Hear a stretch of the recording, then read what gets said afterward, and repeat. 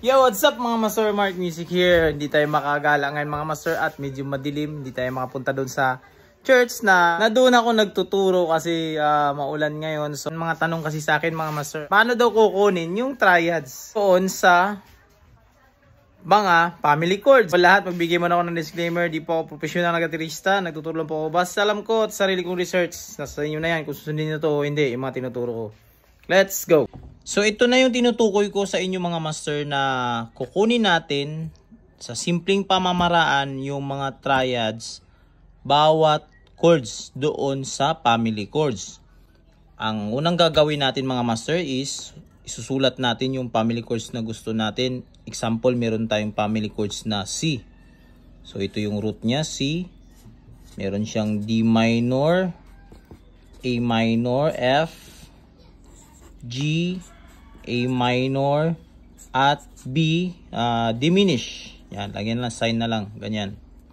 So, ito yung kanyang family chord mga master. Ito, take note mga master, ito ay chord. Ngayon, kukunin natin yung mga triads bawat chords. Yan. Yung triads mga master, yan yung tatlong nota na napapaloob doon sa chords. Ang gagawin lang natin mga master, madali lang, napakasimple lang. Yung scale ng C major. Kasi ito ay family chords ng C.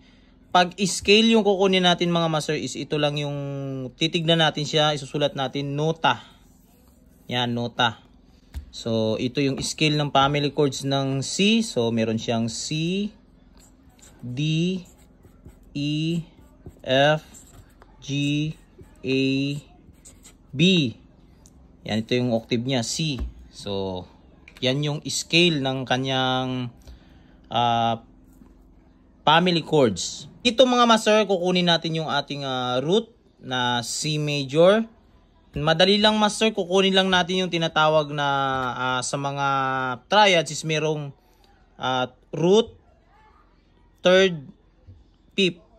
Yung tinutukoy niyan mga master, yung bilang ng mga nota, ito scale. So ito, bilang nito is 1, 2, 3, 4, 5, 6, 7. Understood natin na yung root natin is C.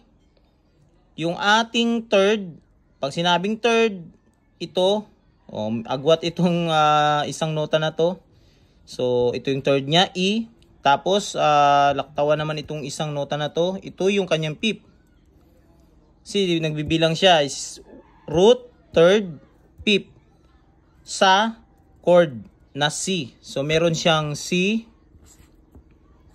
E, G.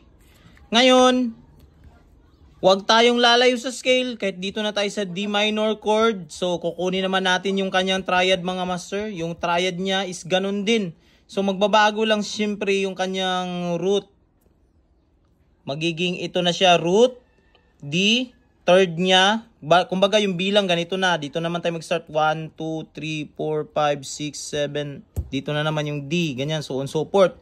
Umikot lang tayo sa scale. Huwag tayong lalayo sa scale.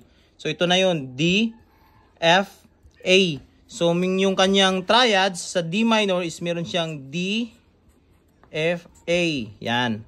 At ganon din sa ating E minor. So E, meron tayong isang pagitan na isang nota. So G, B. So yung E minor natin is E, G, B.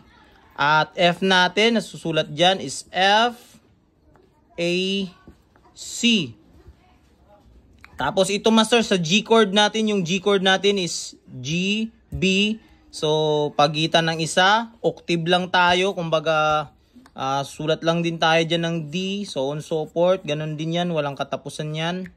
Basta bumabalik, nag-octave lang sila. So ito yon G, B, D. Sulat natin yung ating triads ng G is G, B, D. A minor, so A, C, E. A, C, E. At yung ating B diminished is B, D, pagitan ng isa. Sunod nito, understood na F. Yan siya, F. So meron siyang B, D, F. Ito na yung mga triads mga master ng bawat chord. Yan. Yan yung mga triads ng bawat chord. Mag-example ulit ako mga master. Yung hindi masyado familiar. Yan. Ilagay natin key of F. Family chords ng F. So, sulat natin dito F, G minor, A minor, B flat, C, tapos D minor, at E diminish. Yan. So, isusulat lang natin yung scale niya. Understood yung scale niya. Ito yung scale niya sa kanyang pag mag-ano tayo ng mga nota. So, F, G, A, B flat, C, D, E. Yan. F. Yan. So, yan yung kanyang scale. Ganon ulit ang gagawin natin mga master. Ang kanyang root is F, A, C. So, ito na yung kanyang triads.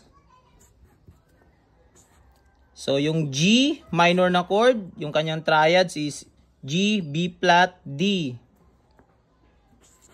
G, B flat, D. At yung A minor, ganun din ulit. A, C, E.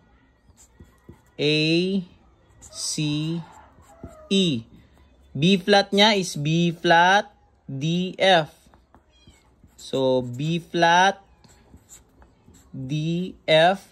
Yung C niya is C, E. Pagitan ng F ito, dito ay G na kasi bumabalik na tayo. Nag-octave na sila. Loop is C, E, G. C, E, G. Yung D minor natin is D, F, A. Yan, A yung sunod. So, D, F, A. At yung ating E diminish is E, G. Pagitan ng isa, A. So, B flat. Ito na yun siya. E, G, B flat. Yan, ito na yung ating triads sa bawat family chord. Ito yung family chord ng F. Bawat chords niya, ito yung kanyang mga triads. Dito lang muna mga master sa video na to mga master. Meron tong part 2 mga master. At sa part 2 natin mga master is tatalakay natin doon yung mga target notes naman mga master para sa ating solo improvisation. Or gagawa tayo ng sarili nating guitar solo gamit yung ating triads. Kasi dito natin makukuha yung mga target note sa susunod ng video na to mga master. Peace out!